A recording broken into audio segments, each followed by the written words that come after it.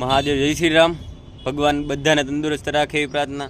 તો મિત્રો તમે જુઓ, આ એક ખીચકોલી નામનું જીવ કે જે માણસો આપણી બધા કે જે સ્પીડમાં ગાડી ચલાવીએ છીએ જોયા જાણ્યા વગર, અને મોબાઈલમાં ધ્યાન હોય અથવા તો બીજે ક્યાંય ધ્યાન હોય, તો એ રીતે આપણે ગાડી ચલાવીએ છીએ. ને આવા ઘણા બેઝુબાન કે જે મૂંગા પ્રાણીઓ, પક્ષીઓ આપણી ગાડી હેઠે કચડાઈને જે મરી જાય છે, કે એકવાર તો આપણી ગાડી નીચે કચડાય છે, પછી પાછા બીજી વાર કોઈક બીજાની ગાડી હેઠે પછડાય. અને આ રીતે જુઓ તમે, જો હાવ બેફિકરાઈથી, એટલે કે આમ આપણને પણ બહુ દુઃખ લાગે, મને પણ જોવામાં બહુ દુઃખ લાગ્યું.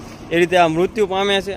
તો મહેરબાની કરીને આપણો જેમ માણસનો જેમ પરિવાર હોય છે ને, એમ આ લોકોનો પરિવાર હોય છે.